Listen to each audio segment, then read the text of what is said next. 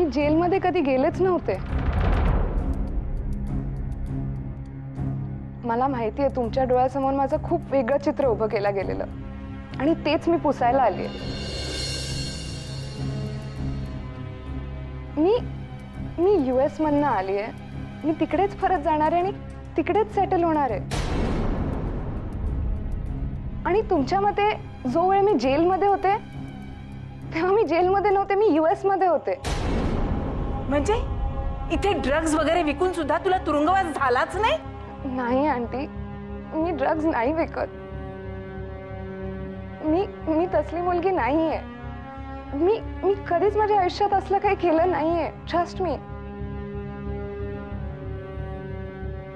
Aunty, ते काय actually मला या घरात येऊन राहायचं होतं. मेघनाशी मैत्री वाढवायची होती आणि हा सगळा प्लॅन नीट वर्कआउट करायचा होता.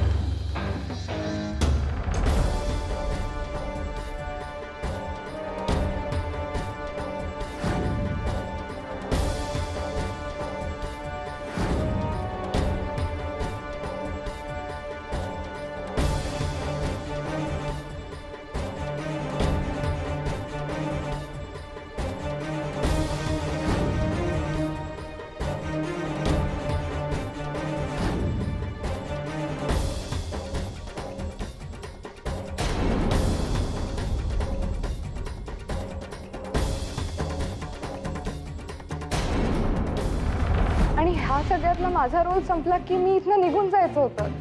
तेवढंच माझं काम होतं. आणि हा प्लॅन एका विशिष्ट कारणासाठी आखला गेला होता, ज्यात एक मिनिट, कोणी आखला होता हा प्लॅन? तुम्हाला माहित नाही? शमिकाचे डॅड अनिरुद्ध अंकल.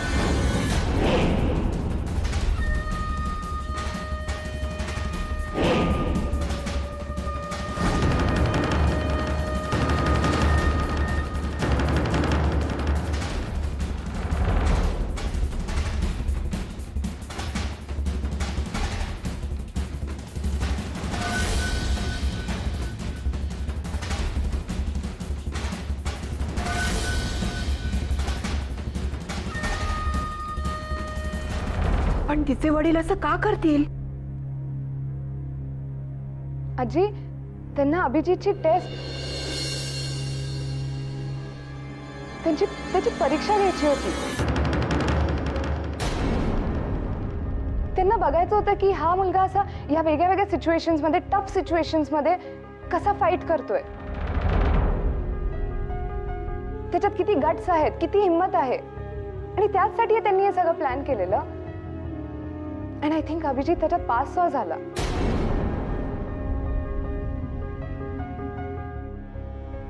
आणि तू इथे काय हे सगळं सांगायला आलीयस? नाही, म्हणजे तसं अनिरुद्ध अंकलनी तुम्हाला सगळं सांगितलंच असेल, पण मला फक्त माझी बाजू क्लिअर करायची होती. आणि इनफॅक्ट तुम्हाला आठवतंय ते अभिजीतचे 5 करोड अभिजीतच्या हातनं हरवलेले, तो सुद्धा एक प्लॅन होता. त्याच्यात सुद्धा त्यांना त्याला टेस्ट करायचं होतं की हा मुलगा ही सिच्युएशन कशी डील करतोय, काय करतोय नक्की. ते 5 करोड त्यांच्याच माणसांनी पळवले होते. ते चोर गुंड ते सगळे त्यांचेच होते. It was just a drama. मला माहिती आहे अनिरुद्ध अंकलनी तुम्हाला ह्या सगळ्याबद्दल आयडिया दिलीच असेल, पण एक्झॅक्टली काय सांगितलं ते मला माहित नव्हतं. म्हणून मला वाटलं की मी इथे येऊन तुमच्याशी बोलावं, कारण का ह्याच्यात माझा काहीच स्वार्थ नव्हता. मी तर त्यांच्या मित्राची मुलगी आहे, US मधल्या एका मित्राची मुलगी आहे. त्यांनी मला फक्त या प्लॅन बद्दल सांगितलं आणि मी जॉईन झाले. पण जेव्हा मी इथे इंडियात आले तेव्हा द पिक्चर हॅड चेंज्ड. आणि त्यांनी मला फोनवर सांगितलं की तू इथे येऊ नकोस. मला त्या गोष्टीचं जरा वाईट वाटलं. जर अंकलनी त्यांची बाजू क्लिअर केली असेल तर ह्या सगळ्या गोष्टींमध्ये माझा काहीच दोष नाहीये ही गोष्ट सुद्धा तुम्हाला कळायला हवी ना. बस तेवढंच सांगायला मी इकडे आले. आणि त्यात मला कळालं की अभिजित आणि शमिकाचं लग्नही झालंय. सो आय थॉट मी त्यांना येऊन सुद्धा विश करेन.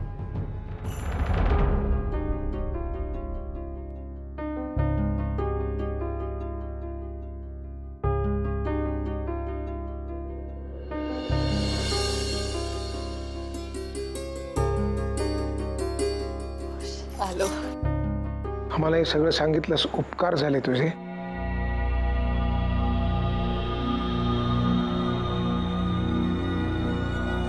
तू सांगितलंस, आम्ही ऐकलं.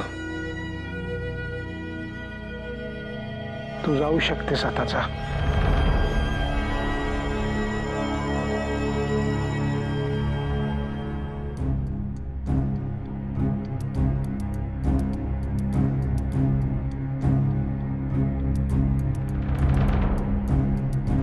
अभि, शमी,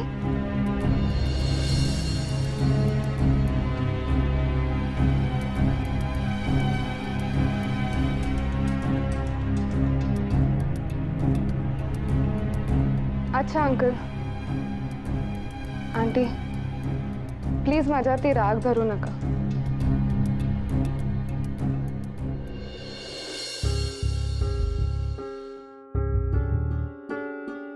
थांब शमिका.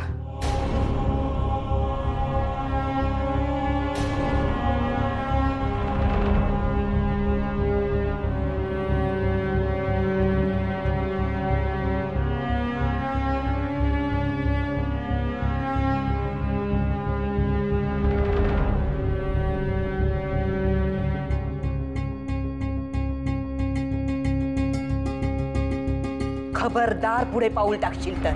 अगं आत तर येऊ दे ना. आल्या आल्या कशावरून रागवताय?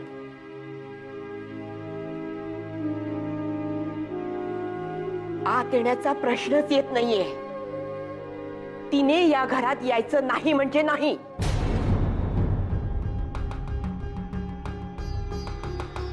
मराठी कळतं ना तुम्हाला?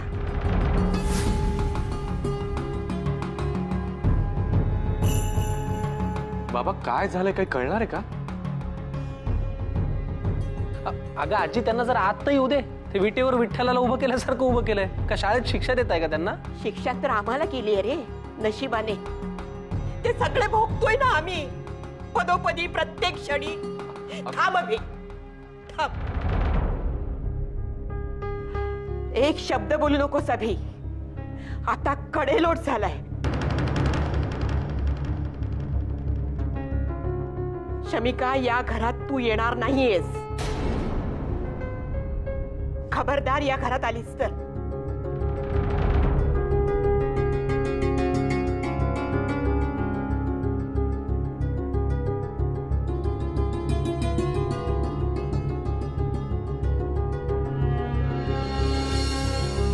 आजी आता हे अति होत आहे. प्लीज, शमिका सून आहे या घराची. कसं बोलताय तुम्ही तिच्याशी? हे बघ, तू असं बाहेर उभं नाही करून ठेवू शकत तिला. मला काही कळत नाही तुमचं काय चालू आहे, पण शमिकाशी असं वागणं बंद करा प्लीज. सुभाष, मी आता तुला शेवटचं सांगते हा. याचा काय तो निकाल लाव. एक तर ही या घरात राहील, नाहीतर मी तरी राहील.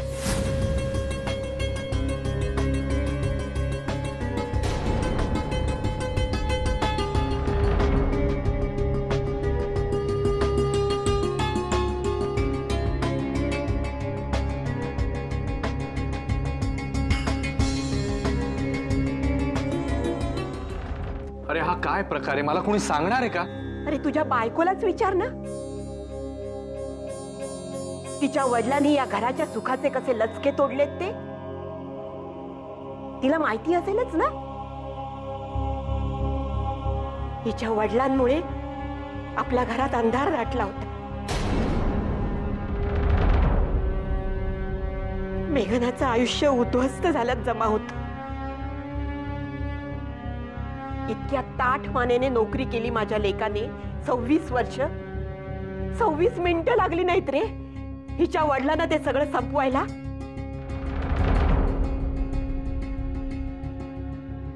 माझ्या चिमणीच्या नावावर कलंक लावायला. अजून कळलं नाही तुला. अरे ज्या मुलीला आपण या घरात आसरा दिला होता, जिच्यामुळे मेघनाला पोलीस स्टेशनला जावं लागलं, जिच्यामुळे माझ्या लेकाची नोकरी गेली, अब्रू धुळीला मिळाली, त्या मुलीला हिच्या बापाने पाठवलं होतं आपल्याकडे. हिच्या बापाचा डाव होता तो. 5 कोटी उभे करण्यासाठी तू 5-5 दिवस न झोपता काम केलंस ना.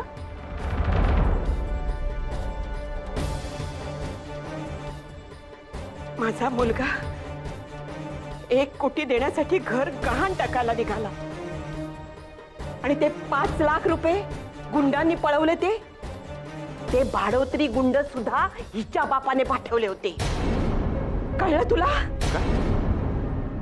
अजित तू बाबा.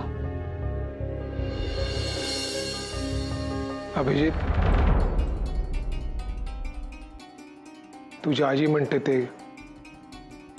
अक्षर नक्षर खरं आहे.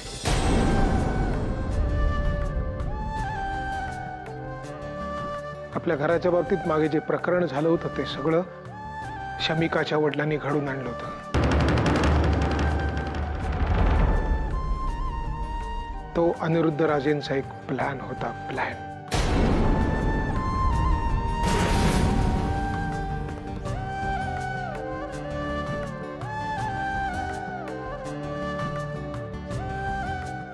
आता नम्रता आली होती तेव्हा तिने सगळी कबुली दिली. तिने सांगितलं की ती त्या खेळातलं एक छोटस प्याद होती आणि तो सगळा प्लॅन अनिरुद्ध राजेने घडून आणला होता.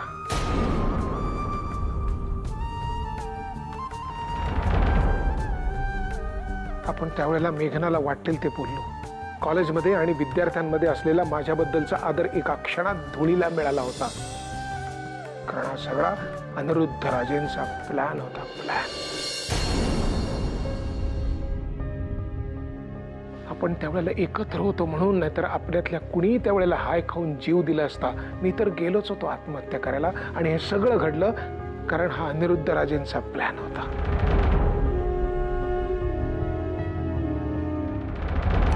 या ॲब्सोल्युटली नाही, तुम्ही काळजी करू नका.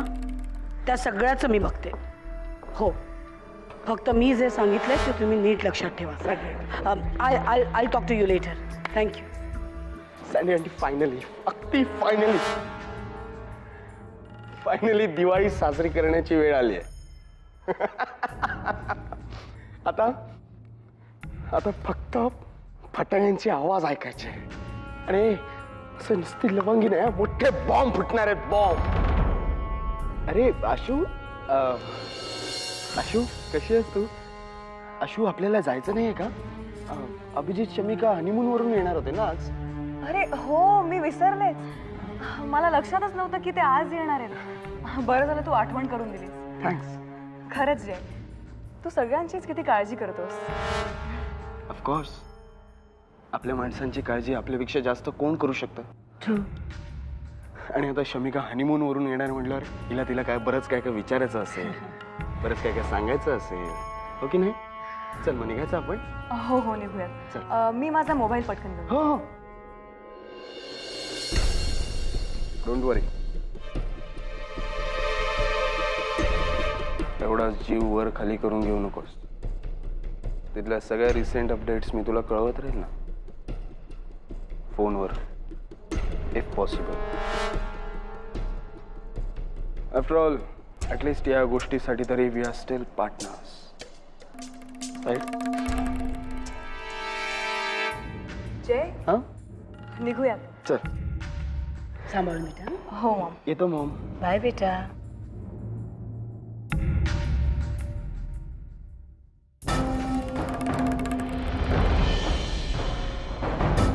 त्यानंतरचा तो 5 कोटीचा 1 कोटीचा घोळ आणि ते पैसे परत करण्यासाठी तू जीवाचं रान केलंस. ते पैसे तुझ्याकडून पळवून नेले भाडोत्री गुंड घालून. तो सुद्धा अनिरुद्ध राजेंचा प्लॅन होता.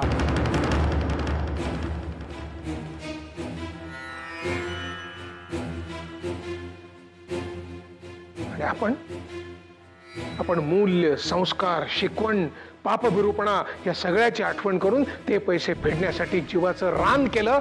आपलं घर विकायला निघालो होतो आपण.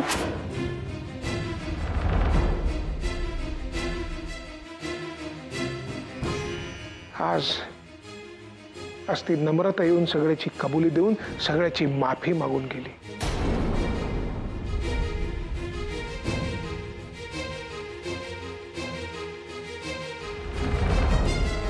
हा सगळा अनिरुद्ध राजेंचा प्लॅन होता.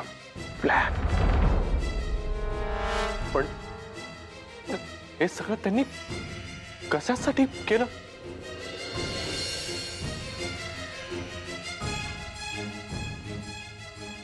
तुझी परीक्षा बघण्यासाठी.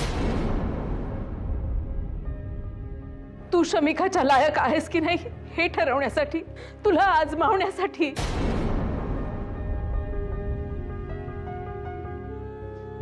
कसं केलं असेल त्यांनी हे? अरे किती त्रास काढला आपण त्या दिवसामध्ये. एखादा वृक्ष उन्मळून पडावा तसा उन्मळून पडला होता आपला विश्वास. मूल्यांवरचा, देवावरचा, माणसांवरचा, स्वतःवरचा.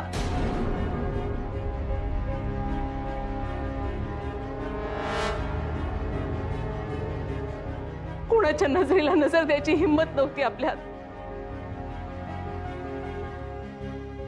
आपल्या माणसांनी काहीही चूक केलेली नाही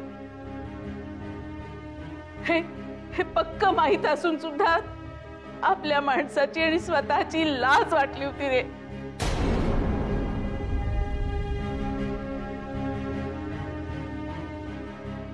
आणि हे फक्त त्यांनी तुला आजमावण्यासाठी केलं होतं. एका मध्यमवर्गीय संस्कारी घरातल्या तरुण मुलीवर नाही ते आरोप केले गेले. एका कर्त्या माणसाचा मान, सन्मान, नोकरी एका क्षणात गळून पडलं सगळं.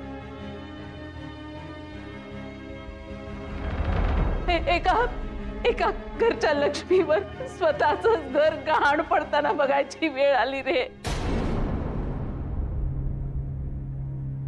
कारण कोणाला तरी कोणाची तरी परीक्षा घ्यायची होती म्हणून. हे सगळं घडत असताना माणसं आतून कशी तिळ तिळ तुटतात हे त्यांना काय माहित रे.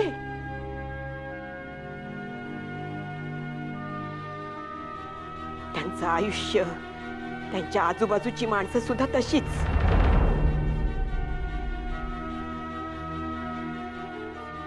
मूल्य कशाशी खातात हे ना त्यांना माहित, ना त्यांच्या बायकोला, ना त्यांच्या या 2 मुलींना.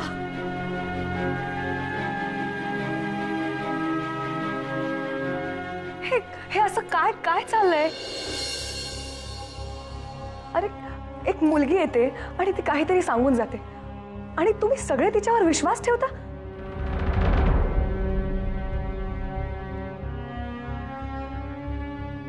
डॅड असं कधीही काहीही करणार हे शक्य नाहीये. मला मान्य नाहीये. शमिका तू तरी सांग सगळ्यांना. अरे तुला हे सगळं खरं वाटतंय? तू सगळ्यांना सांग ठामपणे की आपले डॅड असं कधीही नाही करू शकणार. ते असं वागणार नाहीत याचा पुरावा काय आहे ग तुझ्याकडे?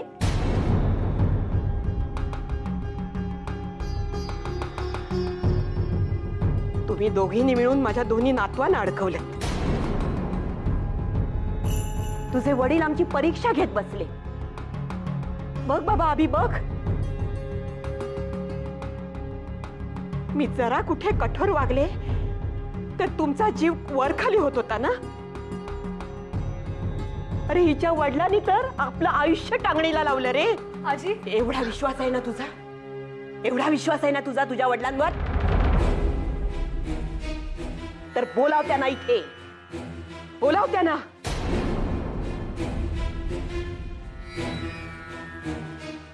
त्यांच्यामध्ये थोडी जरी माणुसकी असली आणि परमेश्वराची भीती वाटत असली ना तर होतील ते कबूल. बोलाव ना, बघूया तरी.